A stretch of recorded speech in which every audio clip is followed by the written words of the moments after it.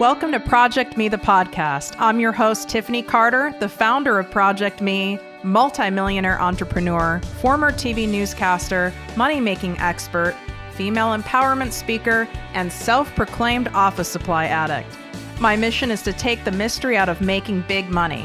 Every week on ProjectME, the podcast, I'll share success tips, strategies, and stories from other entrepreneurs, experts, and millionaires, showing you exactly how you can achieve your most exceptional life. Now let's get to it.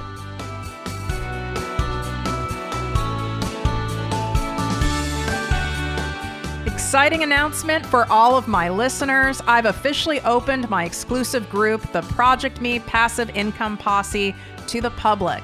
This group is by application only, so we can keep the group high vibe and spend our time, energy, and expertise only helping those of you who truly want massive success and impact. You get live weekly trainings from me, special guest coaches, and direct access to me and my business partner for all of your questions. To learn more and apply, go to projectmewithtiffany.com, click on Work With Me, and select ProjectME Posse. And of course, any questions, feel free to DM me at ProjectME with Tiffany.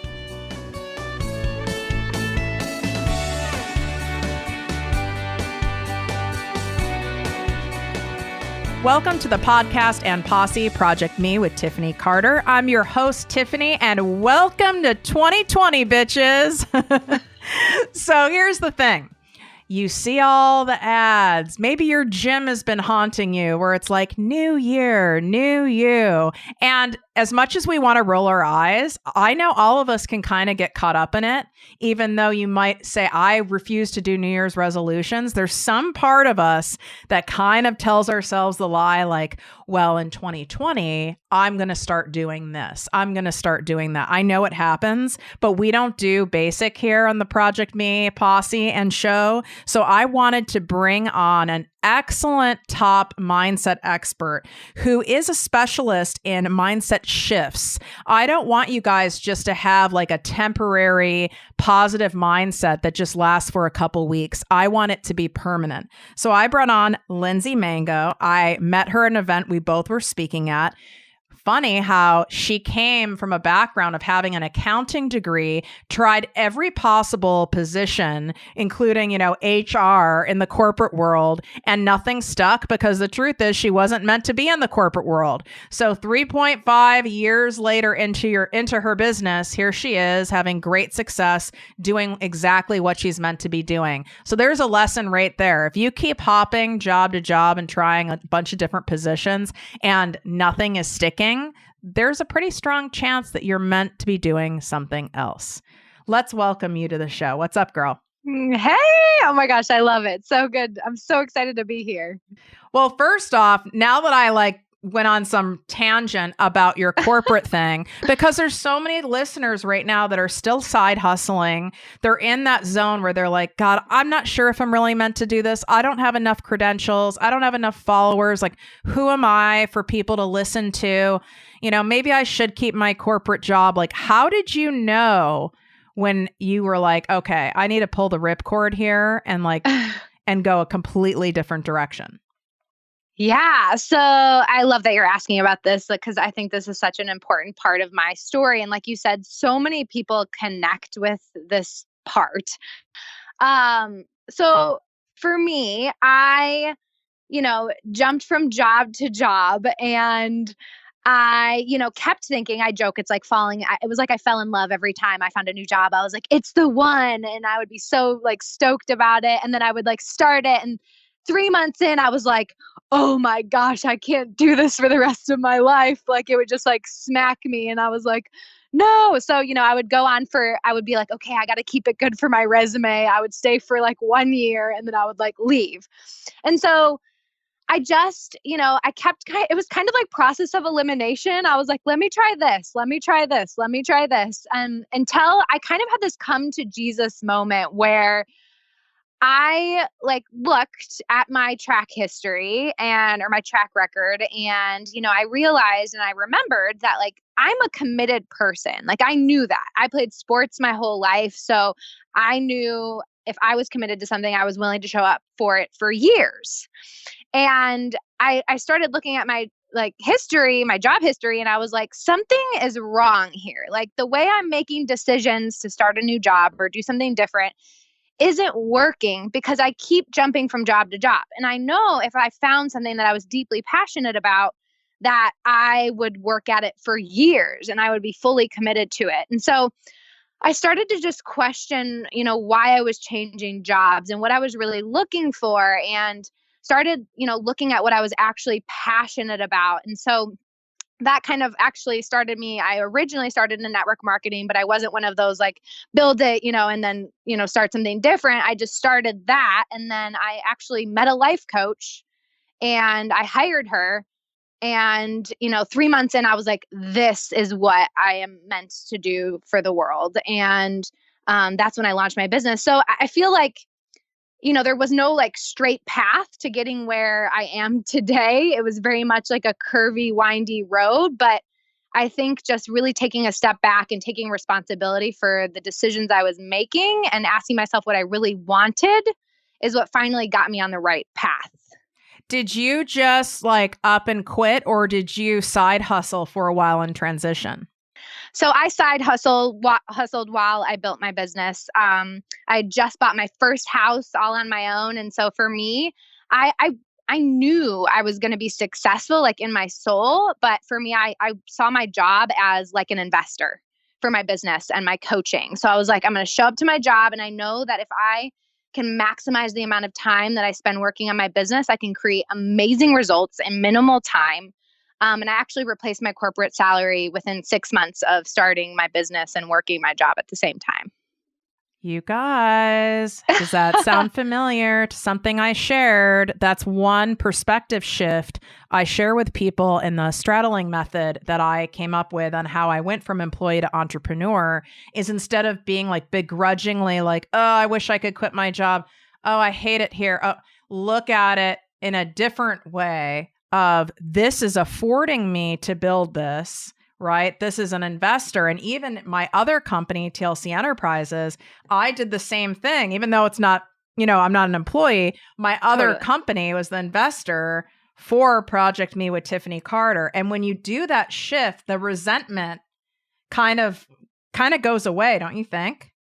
100%. Of course, I had my moments where I was like, oh, like, I feel like when you figure out what you're meant to do, you definitely feel the cognitive dissonance of like, whoa, this thing doesn't really match up with what I am truly passionate about.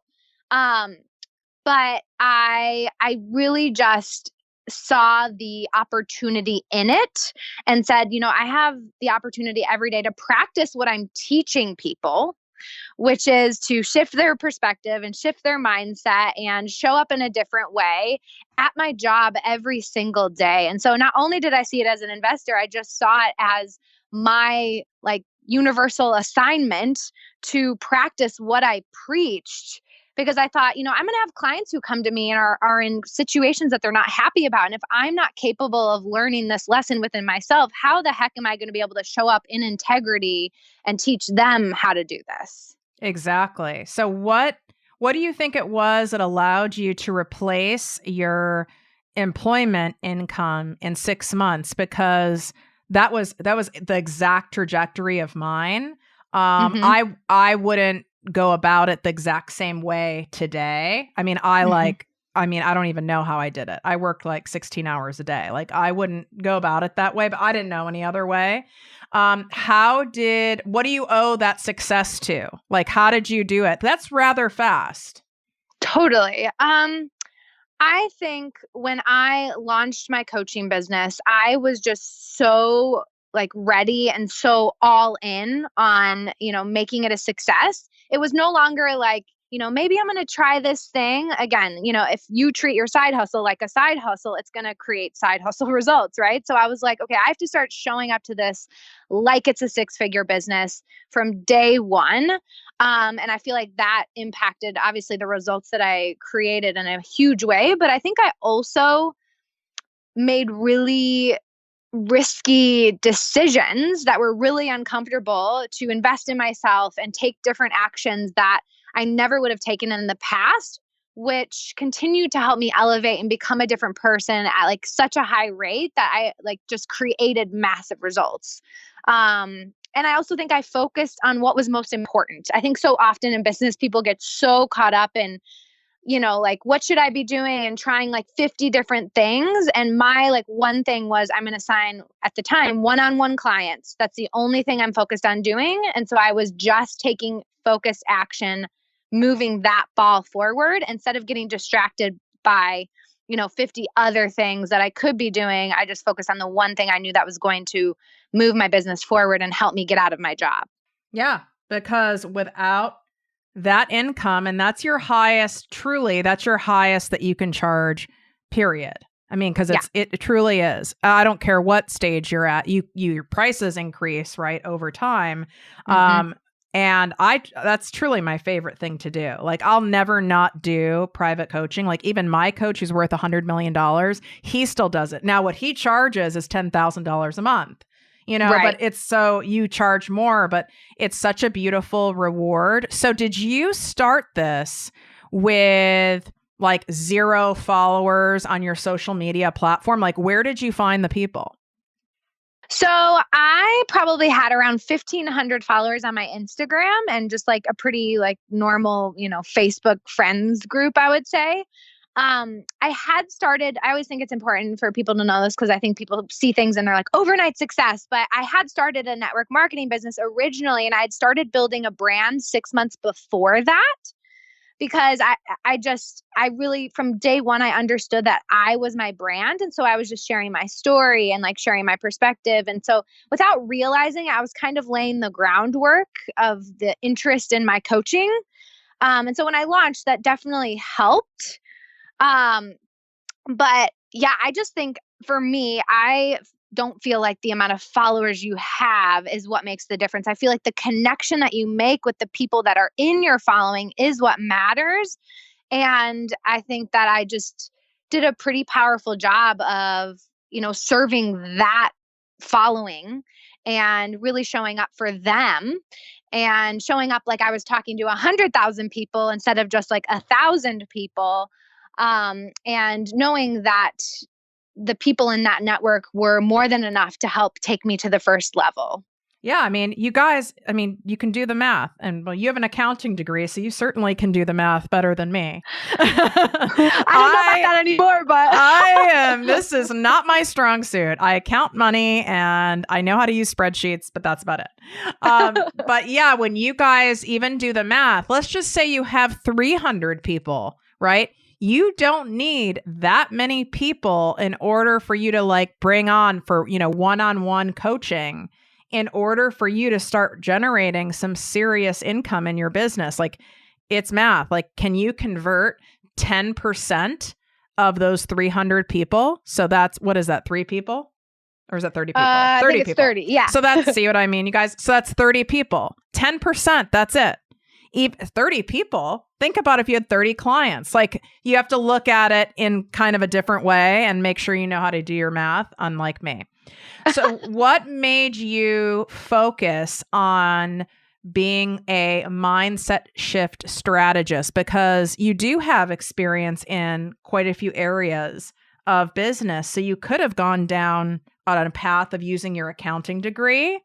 Totally. Or of like your marketing, some of your marketing background and positions you've had. So why mindset? Great question. So I because of my athletic background, I always trusted in my like ability to work really, really hard. I knew that like I could take massive action and do all the things. But there was a point where I just started to realize that working really hard and taking massive action like wasn't creating the results in my life that I wanted. And so for me, I felt like the gap was, okay, I know what I want my life to look like and I know what I want it to feel like, but here I am and I work really hard, but I'm like not crushing it in anything. How do I close that gap?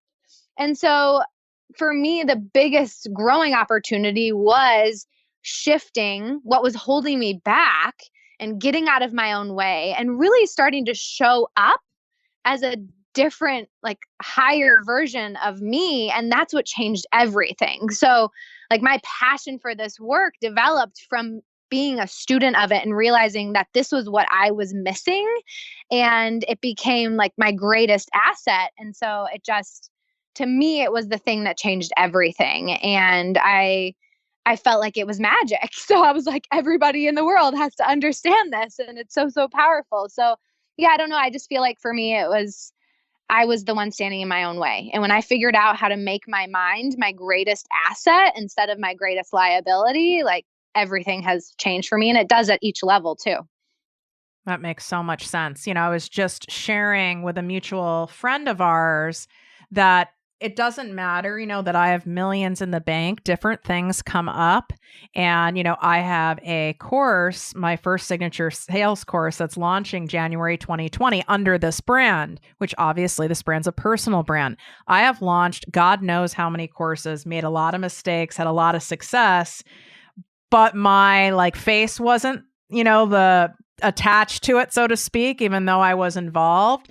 And I've had crazy stuff come up. And what I recently did, I've taken this last week and a half, and instead of being obsessed with what the PDFs look like and my sales page, I knew from past experience that my number one job is getting my mindset right-siding this thing. Because if I don't, nothing will happen. It'll all be a shit show.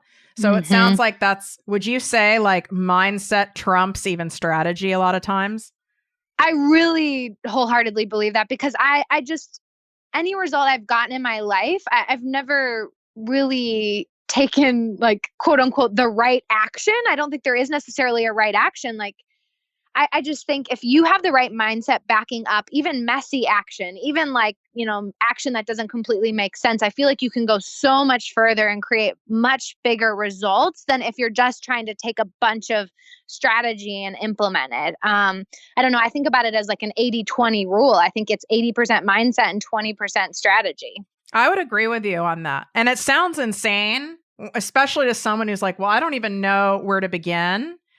And I understand it sounds insane, but there's a reason why, top athletes have mindset coaches, you guys. They have performance coaches and top mindset coaches. There's a reason why, I still have a coach. Why, people who are worth even in the billions, they have coaches because of the mindset component. So one thing that I noticed, I said at the top of the show, is, new year, new dreams, new me, and all this stuff. But then it just starts dwindling away. You guys notice when you go to the gym. I mean, I've never not gone to the gym. I'm a gym rat, and I've never not gone to the gym, but it's so predictable every year. It's the parking lot is jammed.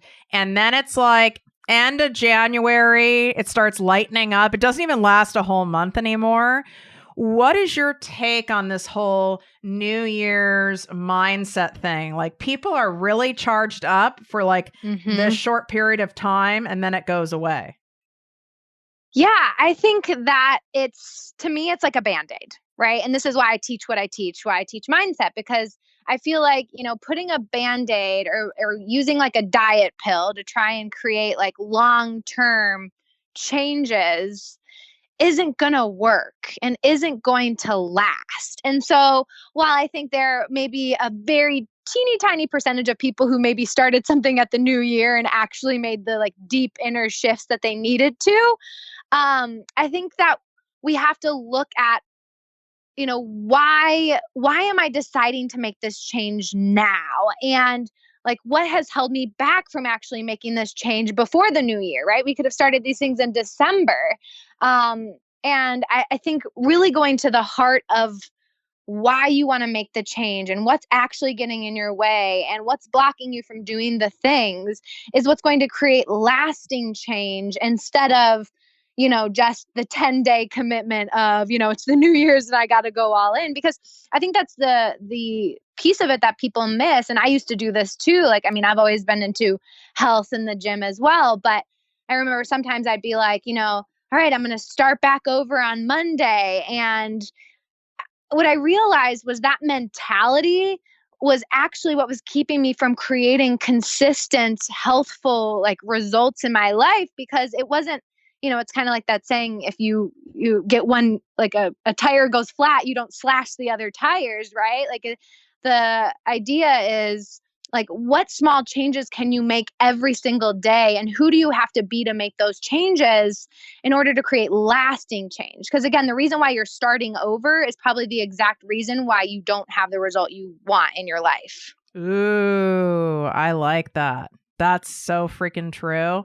And so many people I notice, like, I laugh. I mean, I've coached thousands of people, and I'm so curious on your take on this, but I laugh at the excuses I get. Like, now I empathize more with like my teachers in school, because you guys come up with the craziest shit. I've heard Mercury's in retrograde. That's why I can't do it. And that's like, I like, that makes me die every time. And I'm into that shit, and it makes me die. I've heard like you need to charge your crystals. I've heard you don't do certain things during your menstrual cycle. I've heard, oh, it's summer, my kids are out of school. Or my kid is 16, I need to wait till they're 18. I mean, I've heard so many. And really, what do you think it all boils down to? All these things that people come up with. To me, it's just a way to stay safe, right? It's a way to stay comfortable, because the reality is we've all heard it from the best experts in the world and from everybody, that there's never going to be a good time to actually go all in for whatever goal you want to work towards. There's always going to be stuff going on. And with what I teach, my thought is there's always circumstances, right? Circumstances are facts and things that are true. Your kids are 16, Mercury's in retrograde, or whatever it is. But it's our perspective about the circumstance that dictates the result that we get. So if we are making the circumstance responsible for why we can't do the thing, then we give all of our power away instead of taking responsibility for ourselves. And ultimately, that responsibility, that radical responsibility, is what creates lasting change. So, I'm on board with you. Like, I just think it's total bull, because I've seen people who, with the craziest circumstances, find a way. Oh yeah, I just had an episode release. It's sometime in, I think in November, you guys, you can go back and listen to it. And she's a mom of 3 under 5. And she started a mommy blog because she just was not finding what she wanted out there. And in a very short period of time is a full-fledged, like, published author, like her books in Target. Wow. And, she has no nanny. It's not like, her husband's super rich, nothing like that. And it's like, and Kayla Craft's another great example too, right? Totally. And it's like, I know so many people I'm friends with, and it's usually the people who have the least attractive situations that end up doing the damn thing. Why do you think that is?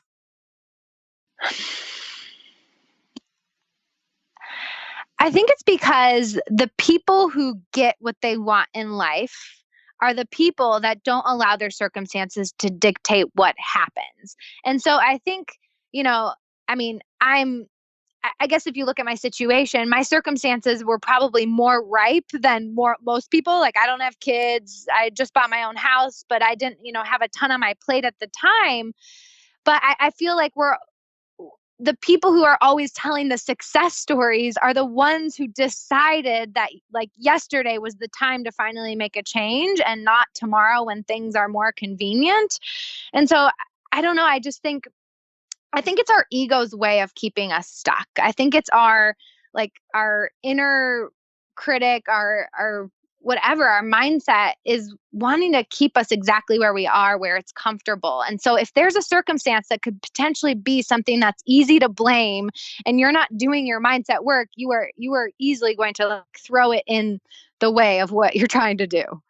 For people who are listening to this right now, and I know who you guys are, and they are saying, oh God, I can recognize myself in these patterns, but what do I do? Because I see this happen, like we talked about in January, also after big events People will go to, a Boss Babe event or like a Tony Robbins thing, and they're all pumped up, fired up, maybe 2 weeks after. And then there's a total drop to the ground. What can people do to help prevent that drop and to keep that momentum going? So I'm a super optimistic person and I like to always think best case scenario. But I think one of the worst things people do is that they expect that they're always going to be hyped like they were after the event when they go to do the things that they need to do. And so they don't like anticipate the roadblock, or they don't anticipate when, like something is going to get in the way. And in my mind, like ride the wave, right? Ride the 2 weeks after the event, ride the New Year's wave for as long as you can, but know that the moment that you actually get to make real change is the moment where it feels like everything is getting in the way of you actually doing the thing that you committed to doing. That is your moment when you actually get to practice what you are learning and apply it and say, like, this is my ceiling. This is where I normally stop. And right now I can celebrate the fact that this thing is showing up and getting in my way, but here is the moment I actually get to change. And so I think that's the first part of it. And then I think the next question is when you start to see yourself like sabotaging or, starting to like fizzle in your excitement, asking yourself, who do I have to be in this moment to keep like going towards my dreams? Or like, I always love to ask the question, like, what thought or what belief do I have to have that is going to help me become the person who gets around this and keeps pursuing what I'm going after instead of letting this stop me? And what that does is it gives you access to a different like frame of thinking, right? Like your kid, if you committed to working on your business and all 3 of your kids are sick and like, it's going crazy. If you ask yourself, who do I have to be to not like allow my kids' sickness to get in the way of me doing this thing that I committed to doing? And it might be someone who's willing to stay up an extra hour, after they go to bed, or someone who believes that people are waiting for my product or service, or someone who knows that at the end of the day, I'm doing this because I want to be able to be home with my sick kids. So this is actually for them and I need to carve out this time. Yeah. Or what I was thinking is I'm an incredibly resourceful person who is comfortable asking for help. Because a lot of times, we think we have to do all this shit on our own, and that's really not possible. You can try it. I tried it. I damn near killed myself. I don't recommend it. We can be, and I'll say that when I start feeling kind of stuck or like in that analysis paralysis overwhelm, I will remind myself, like, I am the most resourceful, resilient person I know. And I put that out there, and it's funny, maybe in a day or so, I either have a person that comes to me or an idea comes in my head like, oh my God, I never thought of asking so-and-so. I can hire them for a few hours to help me with, X or something like that. Totally. Yeah, I love that. I think that everyone is resourceful. They just haven't given themselves the opportunity to see it. And so I always also love like asking the question, if I knew paying clients were waiting to like throw their money at me right now, how resourceful would I get to like leverage my time or leverage this experience to get myself out there? And so I always like to think like if best case scenario was like waiting on the other side, what ways would you figure out how to make this happen? It's amazing the energy of money. When I see my clients start bringing in money, and it doesn't even have to be a ton, they're just starting to bring in money. Now all of a sudden you guys become like resourceful and energized. It's so funny, but then there's a dip, right? Because if you depend on money to keep you motivated, resourceful, and energized, the universe is very fun and does the law of polarity, and then it takes it all away. Which those of you guys who know my story know I've had it all taken away a few times, and it's very uncomfortable. And that's when, like you said, that's when you have to dig the most, right? Totally, yeah. And I think I think the money sometimes is allows us to access parts of like, oh, okay, if this was available and waiting for me, how would I show up for this? But the real test or the real opportunity is saying like, if I knew the money was already there, what would really be driving this behavior forward? Or why would I show up, right? Is it the mission of what you're doing in the world? Is it your kids? Is it freedom? Is it, serving your potential clients? And I think that is really going to access a new part of you as well to get your butt in gear and access that resourcefulness to create the results that you really want. You mentioned early on that one of the things you attributed to your rather fast success in growing your business and matching your salary in 6 months is you took some very big risks. What allowed you to take these risks? I'm asking because I am someone who is naturally risk adverse. I'm Enneagram 6. So I do what if, and I have plan A, B, C, and D. I'm also a hardcore Virgo, so that's fun. I'm an INFJ. I have like all of it going for me. So I really have to do strong work to take big risk, which is kind of funny for an entrepreneur. You sound like someone where like, you have a little more comfort in going for the risk. Yeah, I would definitely say I do. I do for sure. I think that through one, how I'm wired, and two, just through my like athletic experience and just my life experience, I've taken lots of risks and it's paid off. So I have a lot of evidence to support that when I go all in, when I do the crazy things, I am rewarded with the results that I really, really want. And I think it's also, given me an opportunity to see how resourceful I can get when I do, put a lot on the line and really dive in. So I totally think, I just got married recently, and my dad at the wedding during the speech, he said, about my husband that, I'm willing to jump out of a plane without having a plan on the way down, and I'll figure it out, as I'm flying down to the earth. And I think that's totally true. And I think I have learned that, right? Like I wasn't always totally like that. I think it took me asking myself, who do I have to be? How do I have to show up? What actions do I have to take? Like, how all in am I willing to go? If I knew that this was going to pay off, would I do this? And then how would I have to show up to, for it to pay off? I think I've just really challenged and stretched my mind to think about it in different perspectives. And I also think, like I said, I think I'm just from my athletic experience and my upbringing and how I'm wired, I don't think I'm quite as risk averse as most people. So when has there been a time where maybe you took a risk and it didn't pay off? Because they don't always pay off. That's why it's called risk. And how did you handle that? Great question. And this kind of tells you where my perspective is too, because my mind is like looking for evidence for all the places where it has paid off, which again is a really huge asset.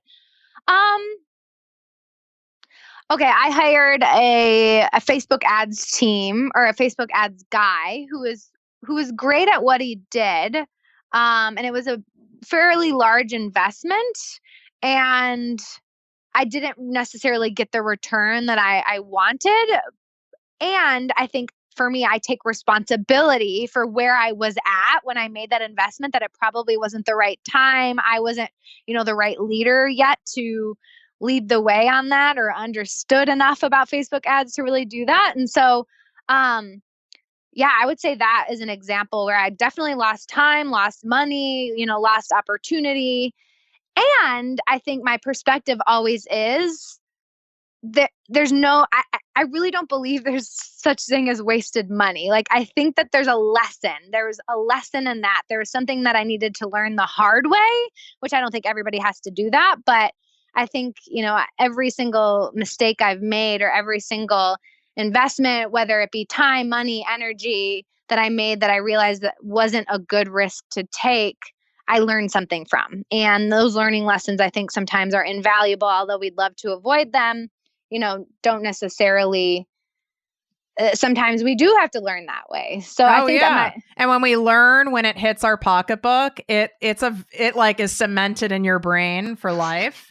because Yes. money is such a powerful energy. And for me, time. It's almost more so with time than money. If my time is wasted and I've wasted it myself because I'll own my part, that for me is actually, because I can't get back time. Mama can make more cash. You know what I'm saying? Yeah. I love that. Totally.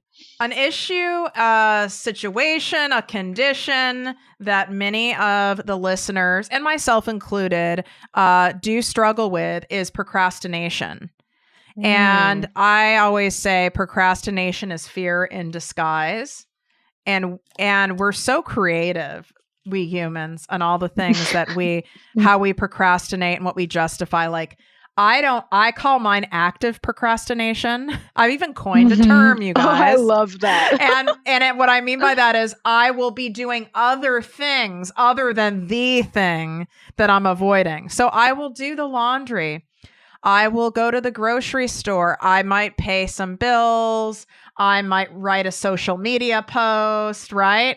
But I'm not doing the actual, like, you know, the sales page or tending to my Facebook ads or the things that, like, I just don't want to do. Totally. So coach us through some of your best practices to, like, if we're in a procrastination zone, like how you help people get out of that vibe. Yeah. So I think the first thing that people don't, celebrate enough in this work is awareness, right? Like really even catching yourself in the middle of it is the best gift you could ever give yourself. So again, I think, elevating your awareness, bringing awareness to when you're doing it, when you realize you're doing the laundry and you feel like you're being productive, but then you realize you're not doing the thing that you set, or the intention that you had, or the thing you set out to do. So I think one, like celebrating that and being like, okay, I caught myself, right? Because we can't change something unless we know what's actually going on. I think the next piece of it is asking yourself why, right? Like, why am I doing laundry instead of doing the one thing I committed to doing? Or why am I, paying bills instead of doing my sales page, right? And I think why is such a simple question, but a powerful one. And, sometimes you're going to give a surface level response of like, well, my laundry needs to get done. But if you ask why a few more times, you're going to get down to the heart of why you're not actually doing the thing that you really want to do, which my guess would be that it would come down to some sort of fear, right? Afraid that it's not going to work, afraid that, maybe it's going to be successful and you won't know what to do with it. It's going to come down to some sort of fear. Did you have something to add on that? Well, I was just thinking of, because I do that, because I'm so self-aware from doing all this work. And I'll ask myself why, like, I fully have conversations out loud. No one listening is surprised. It's only child syndrome. And I will say, like, why I know what I'm doing. Like, I've rearranged my sock drawer. Like, I go deep with it. Right. So I'm like, okay, why are we doing this? And I always say, it's like, I think I come up with another excuse, which is, it's usually something that requires heavy concentration and brain work that I avoid. So if you guys have ever put together like a marketing page, a sales page, or like really important, some copy for your website, I mean, you really have to focus and be creative and be all in. And those are the things I tend to procrastinate on. And I'm like, well, my brain just isn't there. I just don't feel inspired and focused today. So at least I'm getting other stuff done. Then what would you say back to me? Because that's always my answer. It's the same fucking thing every time. So the next question I would ask you in that specific example is, if you knew that your ideal client was like waiting for this sales page, or like available and ready to read it and ready to like invest and say yes to themselves right now, right? Like, would you be putting this off?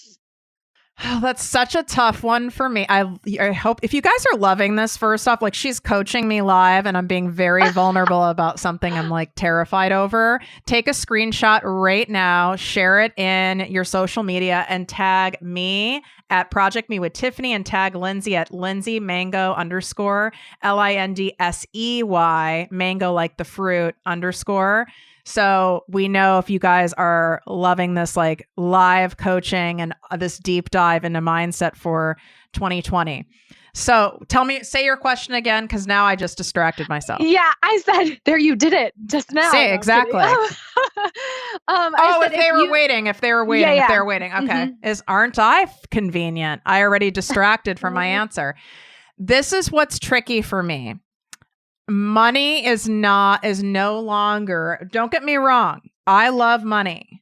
Totally. But it's not enough of a motivator for me anymore because I am blessed and have earned so much abundance. Mm-hmm. So what could maybe motivate me is, okay, if people are waiting for this and they need this in order to make their dreams come true and their best lives and to fund their, vacations with their kids and to quit their horrible job or to leave the asshole husband. Yep. You know what? If I knew that the course was going to really help them do that, which I believe that it will, then why wouldn't I have the motivation and the focus and determination to finish some of those less sexy entrepreneurial tasks? The end, you know where I go with it, girl? I go to shame. I'm a piece of shit. How selfish of me. My brain just went to shame. Like, oh God, Tiffany, who are you? That's so selfish of you. That's awful of you. And I just started to beat myself up. So first of all, I want to celebrate you for being so vulnerable and sharing that. And I think shame is such a common emotion that we don't like to share with the world. So my thought is when shame comes up, I immediately go to, how can I have compassion? Right? Because to me, the antidote to shame is compassion. And, you're in some way, right, protecting yourself from something, right? From some sort of fear, from some sort of discomfort, from something. So my question would be, how could you have compassion for yourself in that moment instead of shame? Yeah. And I don't have to do the whole thing today. I could just do some of it. That takes some of the pressure off. It is not a fear of no one buying it. I mean, I already have a shit ton of pre-sales that happened for it. So I already have evidence of that. And I did all the market research. I didn't create something out of my ass. Like, you guys asked for this shit, so you all better buy it. Anyway. So I think there's some fear of success. There's some fear in there that success will consume me, that I won't have a life anymore because I'll be so consumed with it all.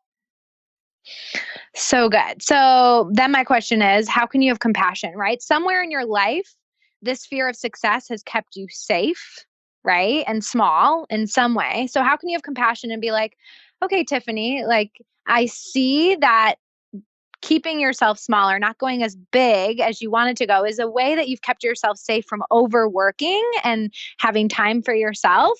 And I can have compassion. Of course you're afraid of that. You don't want to lose time with your friends and family and everybody that you love. You want to, live your best life and not be consumed by your work. So of course you're afraid of that. Yeah, I like that. And then what do I do?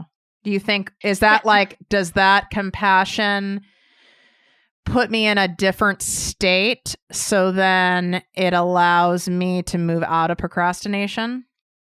Totally. So one of the biggest things that I've been working on is I often think, well, compassion, is that just letting myself off the hook of getting myself to do the thing? But what I've realized is that compassion is, one, the best antidote to that shame and that guilt and all of that. And that love and abundance is going to fuel forward such a beautiful action and motivation to create the result that you want. You could shame yourself into doing the things, but is that really how you want to get the result? And so compassion is something that can allow you to witness it and be like, I understand why you're doing this. And I love the word and.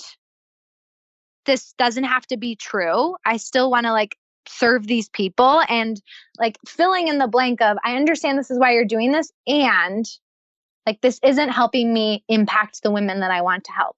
So now, what do I need to do? I love that. I'm going to use that. That makes so much sense. I want to know, did this help you guys? Even though, you might not be going through the same thing I am. I know you're going through a version of something. And I like that. Even I could feel like some tension in my body. Just even it like took some of the pressure off because like you, I played sports my whole life and I grew up in the Midwest as well. I don't know if you know that. I'm from North Shore, Chicago. Oh my gosh, I grew up in Chicago too, or Naperville. Oh my God, shut up. How didn't I know that? I'm from Northbrook, North Shore. Oh my gosh, wow. That's so random. So in that Midwest like mentality kind of thing, a lot of the sports coaches are no pain, no gain. I mean, we didn't fucking stretch, you guys. Like it was like self-stretching, which means we didn't do it. I mean, it was like there was none of, I'm sure today they include a lot of mindset stuff. There wasn't mindset stuff. So it became familiar for me to make things happen out of you played a crappy game, get it together. Like out of shame, out of like brute force versus compassion. So it's just an unfamiliar way to me, but I'm very willing to try it. So I love that you shared this with me and with the listeners. And I want to know, like, how can my listeners are like, okay, I really need like personalized help with this. I like, I like your style. I like what you did with Tiffany. What is the best way for them to get that from you? Yeah. So I have created some courses that are the foundational tools that have literally helped me just transform and change my life and create the results that I have and all of my clients. And so I was coaching so many women in this way that I realized these tools can go into something that they can do on their own time that's a little bit lower of an investment. And so I actually have 2 courses. One of them is like the foundational tools that you need to shift your mindset and to start creating different results really in any area of your life. Because I think that, learning how to shift your mindset when it comes to your health or your relationship or your job or anything is really where this all starts. And I wanted to create something that helped people take these foundations and really start to make shifts. For me, that was like the biggest thing that changed my life when I first started this journey. So I have a course that is covering the basics and the foundations. If you just know that you are getting in your own way and you're ready to like stop doing that, that's what that course is about. I also have a business mindset course that is helping you take this work and apply it to getting results when it comes to, signing clients and finally going after what you really, really want to, or taking your passion and turning it into something that creates impact and income. And both of them are mindset focused and something that you can work through at your own pace. Where can they get these courses at? So they aren't live in this moment, but they're going to be on lindseymangocoaching.com. And if you just go to work with me, the drop down will have everything that you need. Or on my Instagram, there's a link tree that will have all of the courses there. And if you guys don't feel like remembering any of this, you can always DM Lindsey. She does respond at Lindsey, LINDSEY, mango like the fruit _ And again, you guys love this episode. A friend of yours, a relative, someone you care about, someone maybe on your team. Maybe you're in network marketing or you have a sales team, someone on your team, and like a mindset reset can really be helpful. Take a screenshot, share this episode on social media, tag both of us at ProjectME with Tiffany at Lindsey Mango _ and share this love. It's amazing what happens when you share high value information with those around you. Sometimes it's exactly what someone needed to receive and to hear or to read or to see to get them unstuck. I can't tell you how many times this happens to me. Like I'll put it out in the universe. Like I need a sign. Please show me what's my next step.